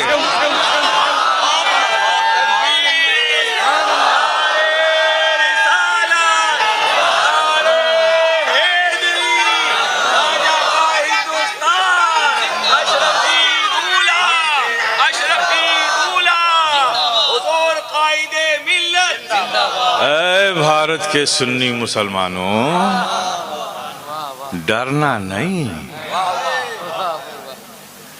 تم خواجہ کے بیسٹ پروڈکٹ ہو، بڑی محنت سے بنایا ہے خواجہ نے ہمیں، گھر چھوڑا تو بنایا ہے، وطن چھوڑا تو بنایا ہے، خیش و اقارب کو چھوڑا تو بنایا ہے، سفر کی صعوبتیں اٹھائی ہیں تو بنایا ہے، بھوکے پیاسے رہ کر سنجر سے بھارت کا سفر کیا ہے تو بنایا ہے، یہاں آ کے اجنبیت کے ماحول میں رہے تو بنایا ہے، بڑی محنت سے بنایا ہے۔ اور ضابطہ یہی ہے کہ آپ کوئی چیز محنت سے بناؤ، اسے کوئی توڑے گا تو توڑنے دو گے کیا؟ بولو نا، جتنی طاقت ہے روکو گے نا، جتنی طاقت ہے روکو گے نا۔ تو بھارت کے سنی مسلمانوں ہمیشہ دماغ میں رکھنا، یہ خواجہ نے بنایا ہے اور بہت محنت سے بنایا ہے، خواجہ نے بٹھایا ہے بھارت میں، تم فکر مت کرو، جس نے تمہیں بنایا ہے اس کو تمہاری زیادہ فکر ہے۔ اسی لیے تو میں کہتا ہوں کہ بھارت کا سنی مسلمان بھارت ہی میں بنا ہے، بھارت ہی میں رہے گا۔ اور دو چیزیں بڑی امپورٹنٹ ہیں ہمارے لیے۔ پہلی چیز جو ہمارے بقا اور وجود کی ضمانت ہے وہ ہے بزرگوں کا، اولیاء کا فیضان، اور دوسری چیز بھارت کا سنویدھان۔ پہلا اولیاء کا فیضان اور دوسرا بھارت کا سنویدھان۔ فیضان تو ان کے اختیار میں ہے، سنویدھان تو ہم سب کا ہے، اس کو بچانا بھی ہے نا۔ تو کوئی فکر کرنے کی ضرورت نہیں ہے، کوئی غم کھانے کی ضرورت نہیں، جس کے مال ہو اس کو بہت فکر ہے، تمہاری بہت فکر ہے، پریشان مت ہو میرے پیارے۔ یہ میرے بھارت جو ہے عظیم بھارت ہے، اور یاد رکھو میرے پیارے سنی مسلمانوں، ہمیں فخر ہے تحدیث نعمت کے طور پہ، بطور فخر و مباحات ہم یہ کہتے ہیں کہ ہم لوگ بہت ہی خوش نصیب ہیں۔ کیوں؟ اس لیے کہ ہم بھارتی نواسی ہیں۔ یہ پراؤڈ، ہمیں اس بات کا فخر ہے کہ ہم بھارتی ہیں، بھارت کے ناگرک ہیں، ہم اس زمین پر رہتے ہیں۔ حضرات سنیے گا، کیوں؟ ہمارے لیے اس روئے زمین پر جو حرم کعبہ ہے، جو حرم نبوی ہے، اس کے بعد وہ سب سے افضل، اس سے زیادہ افضل ہماری نظروں میں کوئی زمین نہیں۔ اس کے بعد ہمیں اپنے وطن سے زیادہ محبت ہے۔ ہم کسی ملک سے محبت نہیں کرتے بھائی۔ سعودیہ ایک ملک ہے، اپنے ملک ہے، ٹھیک ہے، ہماری ساری محبت تو اس حرم مکہ سے ہے، ہماری ساری محبت کا تعلق تو حرم مدینہ سے ہے، اس خطے زمین سے ہے جو حرم میں آتی ہے، اس خطے زمین سے ہے جو حرم مکہ میں آتی ہے، باقی سے جائے ہم سے کیا مطلب۔ اس کے بعد ہمیں محبت ہے تو اپنے وطن سے محبت ہے، بھارت سے محبت ہے۔ کیوں؟ کیوں؟ اس لیے میں کہوں گا کہ اس سے کبھی اختلاف نہ کرنا، بھارت کے ہمیشہ وفادار بن کے رہنا۔ بھارت کا سنویدھان کسی کی اجارہ داری نہیں ہے، بھارت کے 140 کروڑ بھارتیوں کا ایک امانت ہے۔ اس امانت کی ہمیں رکشا بھی کرنی ہے اور اسے ماننا بھی ہے، قانون کو ماننا بھی ہے، سنویدھان کو ماننا بھی ہے، ایکٹ کو ماننا بھی ہے، بھارت کو ماننا ہے، اور اس پہ ہمیں خوشی ہوتی ہے اور خوشی ہونی چاہیے۔ کیوں ہمیں بھارتی ہونے پر خوشی محسوس ہوتی ہے؟ کیوں؟ آؤ میں تمہیں بھی خوش کرتا ہوں. آپ نے سنا ہوگا علماء سے کہ اللہ نے حضرت آدم کا مجسمہ بنایا, عناصر اربع کا پیک کر ایک تیار کیا, پھر اس میں روح ڈالی, کچھ دیر بعد روح پلٹ کر واپس آ گئی. کیوں واپس آ گئی؟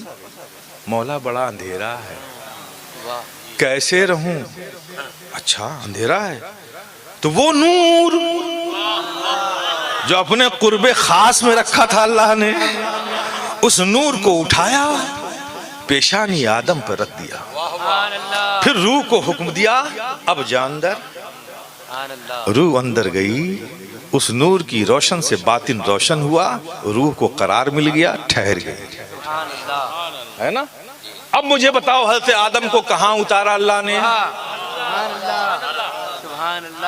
یہ بھارت تو ابھی بٹا ہے نا, اس وقت تو یہ بھارت مہادویپ تھا, ایک ہی زمین تھی بر صغیر, اس میں شری لنکا بھی آتا تھا. تو حضرت آدم کہاں اترے؟ بھارت میں. کہاں اترے؟ بھارت میں. کسی بھی زمین پر اب اتار دیتا, لیکن اتارا کہاں؟ بھارت میں. جب بھارت میں اتارا تو اب ایمانداری سے یہ بھی بتا دو, صرف حضرت آدم آئے؟ وہ نور جو قرب خاص میں تھا, جو پیشانی آدم میں رکھا گیا تھا, وہ ساتھ نہیں آیا؟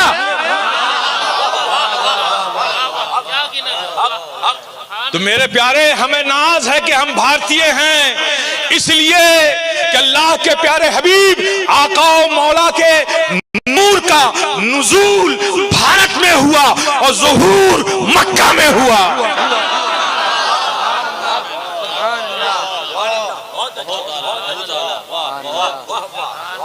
سبحان اللہ. میرے پیارے,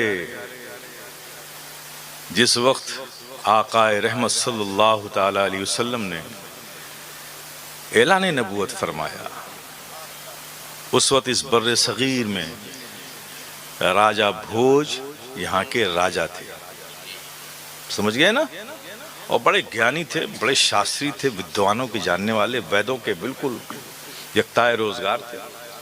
انہوں نے پڑھ رکھا تھا کہ جو آخری نبی آئے گا اسے ہر شے کا علم ہوگا, جو اس نے دیکھی ہو اسے تو جانتا ہی ہوگا, جو اس نے کبھی دیکھی نہ ہو اسے بھی جانتا ہو. تو راجہ بھوج کا عقیدہ بیان کر رہا ہوں, یہ اس سے بھی بدتر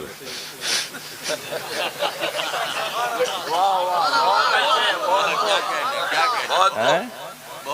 بہت اچھے. جس کو نہ بھی دیکھا ہوگا اسے بھی جانتے ہوں. تو اس نے اپنے ایک خاص وزیر کو, جو بڑا نوجوان تھا اور راجنیتی کا بڑا چاڑک تھا, میں آج کے چاڑک کی بات نہیں کر رہا ہوں, راجہ بھوج کے زمانے میں راجہ بھوج کا وہ نوجوان منتری بڑا ہوشیار, زیرک, ذہین تھا. اس نے بلایا کہ رتن داس ادھر آؤ. کہا جی مہاراج. کہا میں نے سنا ہے اور ویدوں میں پڑھا تھا کہ ایک آخری نبی آئے گا اور وہ مکہ میں آئے گا, اور میں نے سنا ہے کہ کسی نے مکہ میں اعلان نبوت کیا ہے, تو میں چاہتا ہوں کہ تم جاؤ ذرا تصدیق کرو کہ اعلان کرنے والا کیسا ہے, واقعی نبی ہے کہ نہیں ہے. تو رابعہ رتن داس نے کہا کہ مہاراج میں راجنیتی کا کھیل تو کھیلتا ہوں, یہ نبوت کو جانچنے کا میرے پاس کوئی پیمانہ نہیں ہے, یہ ایسا نیا کام آپ مجھے دے رہے ہیں. کہا دیکھو جو نبی ہوں گے انہیں ہر شے کا علم ہوگا, تو تم ایسی چیزیں یہاں سے لے کے تحفے میں جاؤ جس کو کسی عرب نے کبھی دیکھا ہی نہ ہو. رتن داس لے کر پہنچے, تلاش کرتے رہے. اب اس زمانے میں نبی ہجرت کر کے مدینہ شریف تشریف لے آئے تھے, مکے سے ہجرت کر گئے تھے. مدینے میں پوچھتے پوچھتے لوگوں نے بتایا فلاں جگہ چلے جاؤ, فلاں نخلستان میں نبی اپنے صحابہ کے ساتھ موجود ہے, ابھی ہم نے دیکھا ہے. وہ وہاں پہنچا تو وہ غور کر رہا تھا, چونکہ وہ تو دیکھنے آیا تھا کہ نبی ہیں کہ نہیں ہیں, تو ڈائریکٹ نہیں گیا, وہ آڑ لے کر چھپا ہوا تھا اور بار بار سننے کی کوشش کر رہا تھا کہ کیا باتیں ہو رہی ہیں, کیسے ہیں, کون ہے. تو اس نے دیکھا جو مجمع لگا ہوا تھا, چاروں طرف پروانوں کی مانند صحابہ بیٹھے ہوئے ہیں. اس شمع کو اس نے پہچان لیا کہ یہ اسی کا نور ہے جو سب جگہ چمک رہا ہے. تو وہ ایک ٹک نبی کو دیکھنے لگا, بار بار جھانک کے نبی دیکھے, پھر آڑ میں ہو جائے, نبی کو دیکھے, پھر آڑ میں ہو جائے. پھر پھر اس کے بعد نبی نے تبسم فرمایا، جو گفتگو فرما رہے تھے وہیں روکا، اور روک کر یوں سر اٹھایا، چشمان رحمت اٹھائی، اور دور کھڑے جو آڑ میں رتن انداز تھے ان سے کہا بھائی آپ آ جاؤ، آپ کیوں وہاں کھڑے ہو؟ اب رتن انداز حاضر ہوئے، اب تو کوئی چارہ نہیں تھا، حاضر ہوئے، جب قریب آئے تو سب نے پلٹ کر دیکھا، اب ان کا لباس تو سب دوسرا تھا۔ صحابہ بھی حیرت میں ہے کہ کون ہے، کہاں سے آئے بھائی؟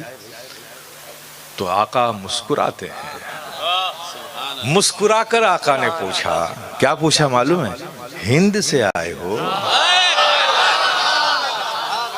خدا کی قسم یہ تبسم جو سرکار نے فرمایا، ہند سے آئے ہو، مسکرا کر فرمایا، یہ کیا وجہ ہے کہ سارے اولیاء کرام یہ عرب سے ادھر ہی کیوں آئے، یورپ کیوں نہیں گئے؟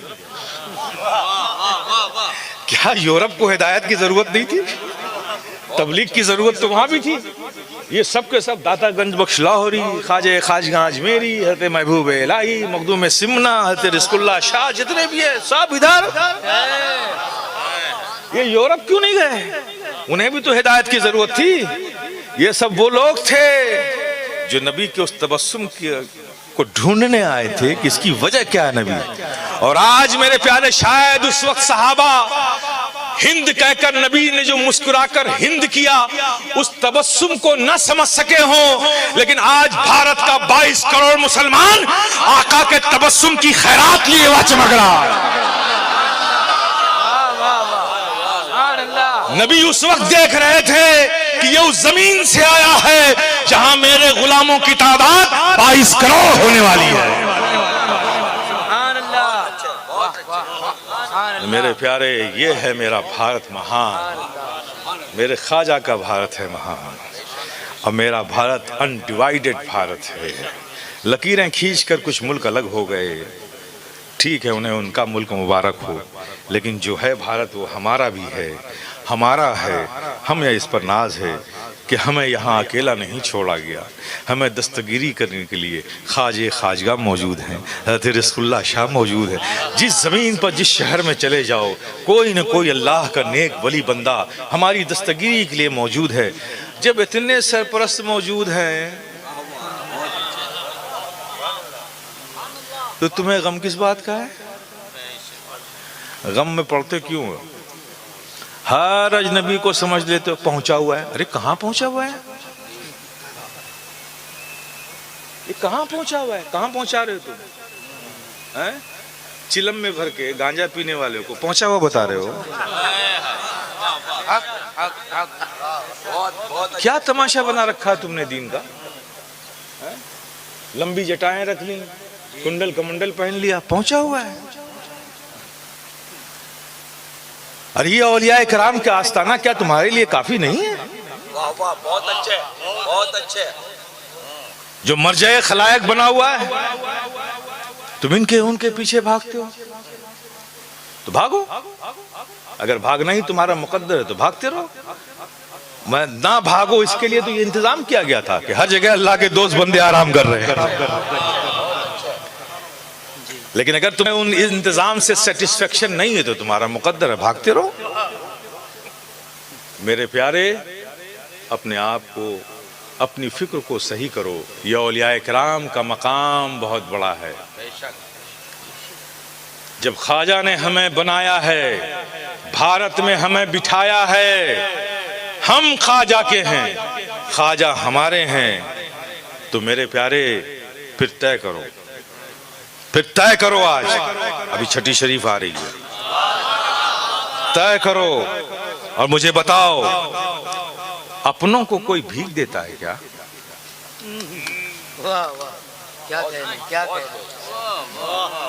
جب خواجہ ہمارے بنایا ہے انہوں نے ہمیں، اور ہم خواجہ کے، تو اپنوں کو کوئی بھیک دیتا ہے؟ باپ اپنے بیٹے کو بھیک دیتا ہے؟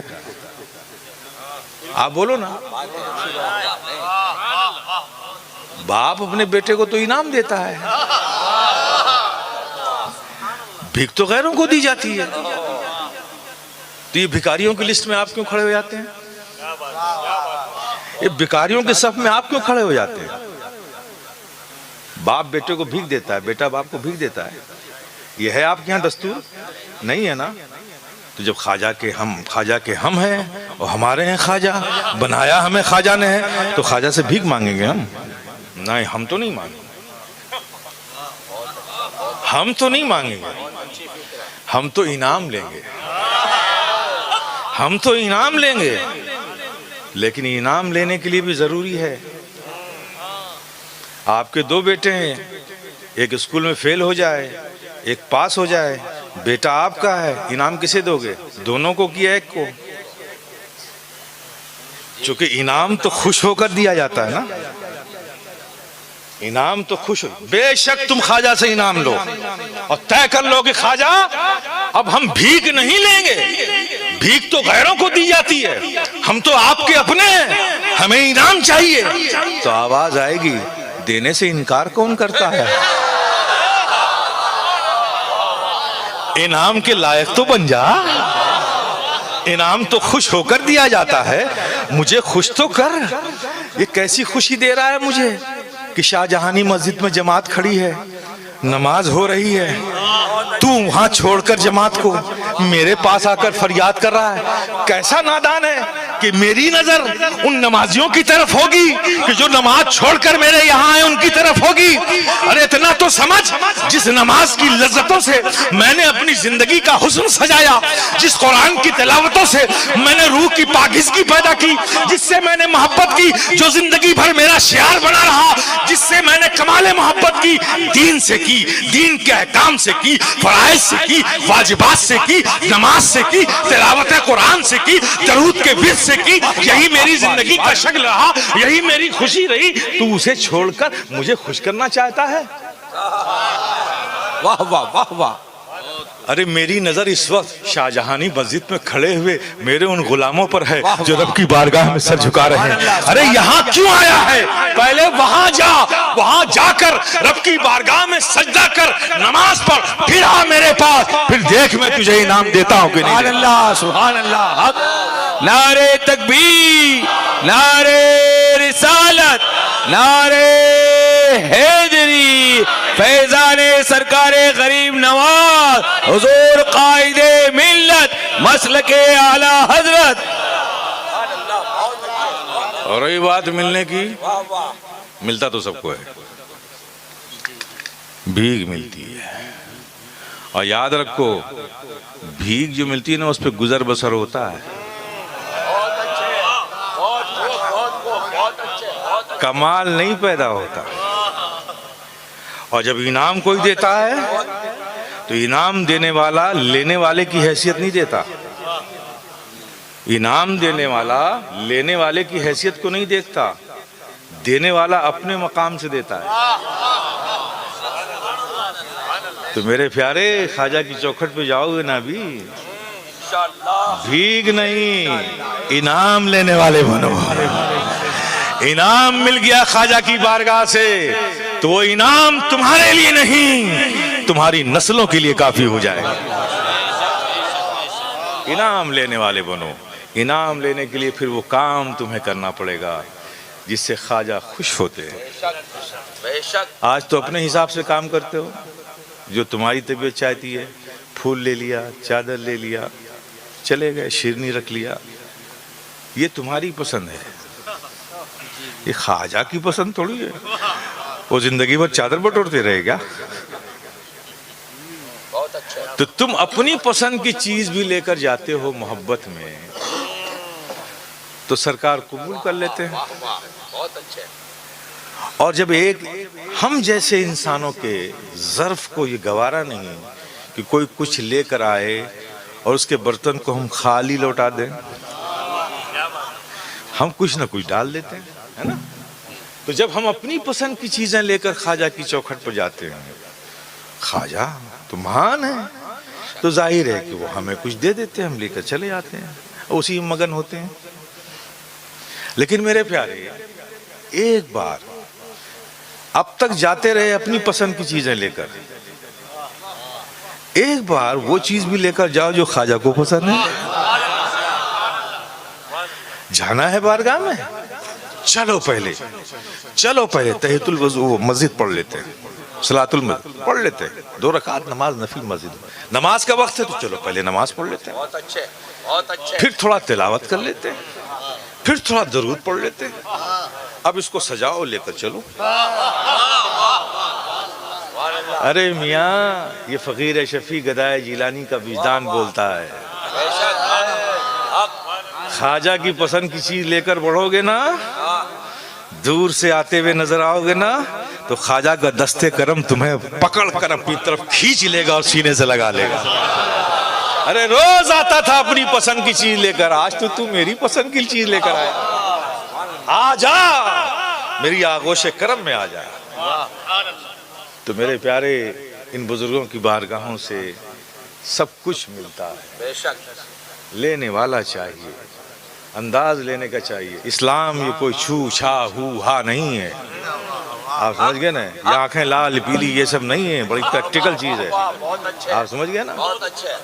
آپ خود بھی گمراہ ہوتے ہیں اور اسلام کو دوسروں کے سامنے بھی بدنام کرتے ہیں، اغیار کو کہنے کا موقع ملتا ہے۔ ایمان کو مضبوط رکھو، اللہ کی ذات کو، یقین کو اپنے مضبوط رکھو، اور اولیاء اکرام یہاں موجود ہیں، اپنے لیے ان کو اپنا مسیحا سمجھو، داد رس سمجھو، دستگیر سمجھو، جاؤ ان کی بارگاہوں میں کچھ وقت عبادتوں میں گزارو، کچھ وقت تلاوتوں میں گزارو، کچھ وقت اوراد میں گزارو، پھر جاؤ ان کی بارگاہ میں، ان سے بڑا دیالو و دیاوان کوئی نہیں ہے۔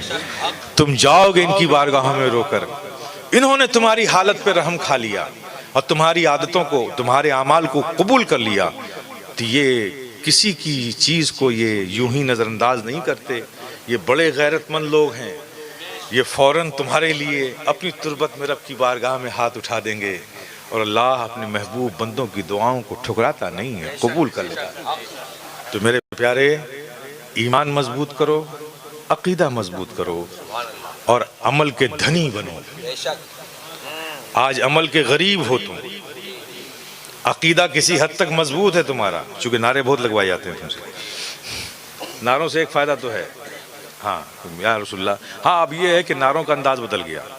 پہلے جب ہم اسلاف کی تاریخ پڑھتے ہیں، بدر کا موقع ہو، جنگ فندق کا موقع ہو، خندق کا موقع ہو، یا احد کا موقع ہو، یا اور بھی جتنی بھی جنگیں صلاح الدین ایوبی کے زمانے میں لڑی گئیں، اور بھی صحابہ حضرت عمر فاروق کے زمانے میں، سیدنا صدیق اکبر کے زمانے میں، تو اس میں جب مسلمان کسی جنگ میں ہوتا تھا اور کوئی بھی فتح و نصرت ملتی تھی اسے، تو اللہ اکبر اللہ اکبر اللہ اکبر بالکل بے ساختہ نکلتا تھا، یہ عادت تھی ان کی۔ اب ہمارے لیے ضروری ہے کہ کوئی کہے پہلے نعرے تکبیر، تب ہمیں یاد آتا ہے کہ ہمیں اللہ اکبر کہنا ہے۔ یہ فرق آ گیا ہے نا، یہ فرق آ گیا۔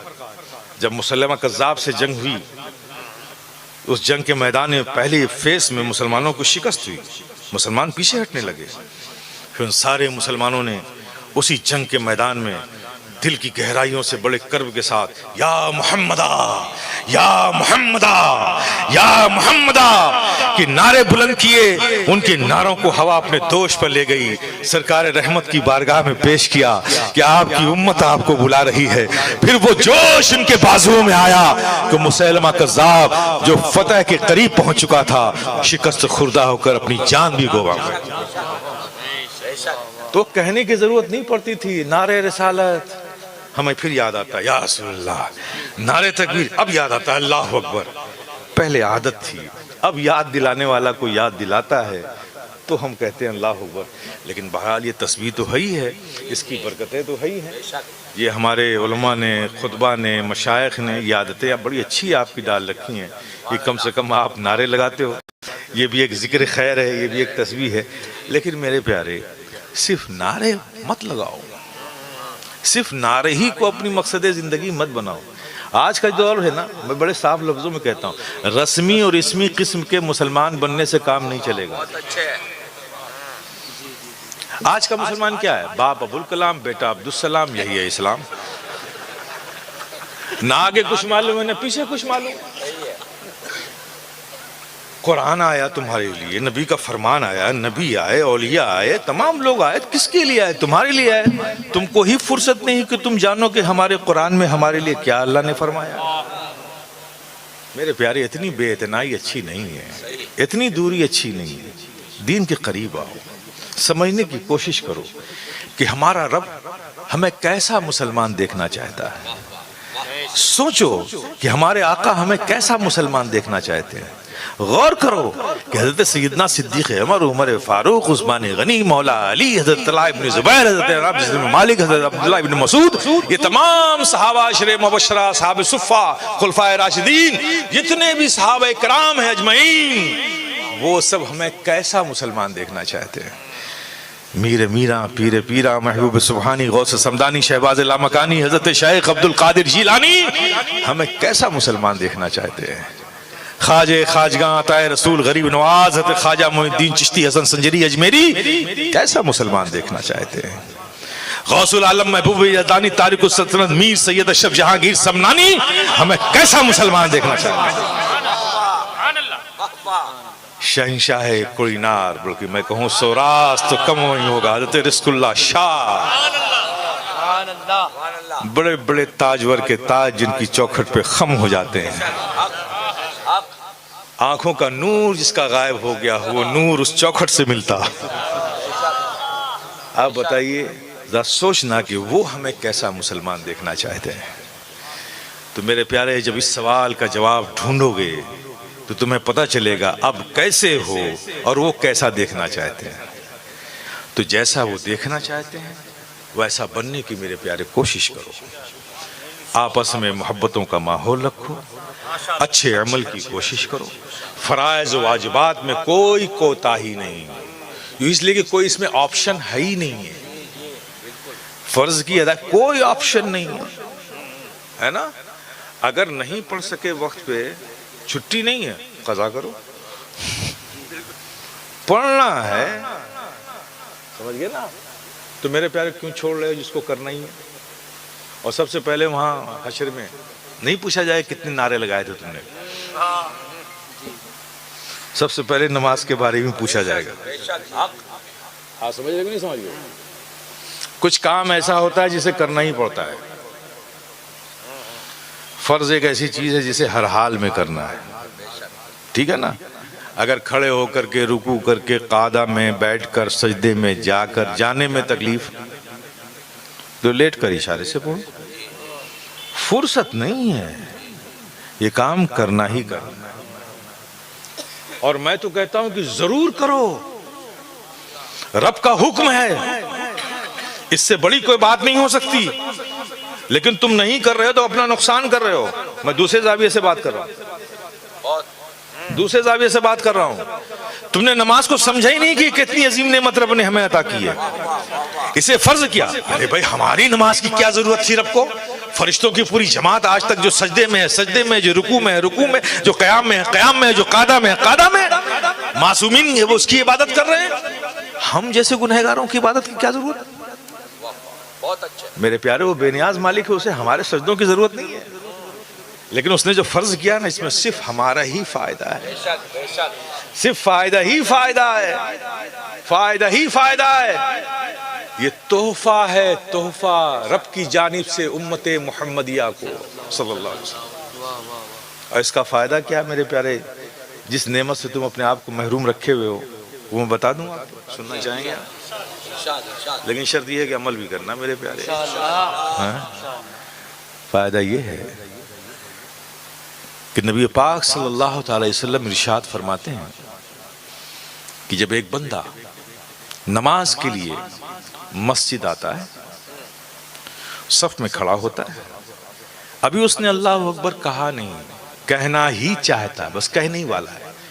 اللہ ایک فرشتے کو حکم دیتا ہے، فرشتے جاؤ، یہ میرا بندہ میری بارگاہ میں حاضر ہو رہا ہے میری عبادت کے لیے. اس کے اختیار میں جو کچھ تھا اس نے اس کا اہتمام کر لیا. میری حاضری، میری بارگاہ میں حاضری کا جو اہتمام تھا، جو اس کے اختیار میں تھے، کر لیا. کپڑے پاک رکھے، جسم پاک رکھا، اور وضو کر کے اپنے آپ کو نماز کے لائق بھی بنا لیا. یہ اس کے اختیار کی چیز تھی. تو ظاہری اعتبار سے جو کچھ یہ کر سکتا تھا اس نے کر لیا. لیکن مجھ پاک کی بارگاہ میں حاضر ہو رہا ہے تو یہ باطن کو نجاستوں سے پاک کرنے کا تو اس کو کوئی اختیار ہی نہیں، کوئی قدرت ہی نہیں ہے.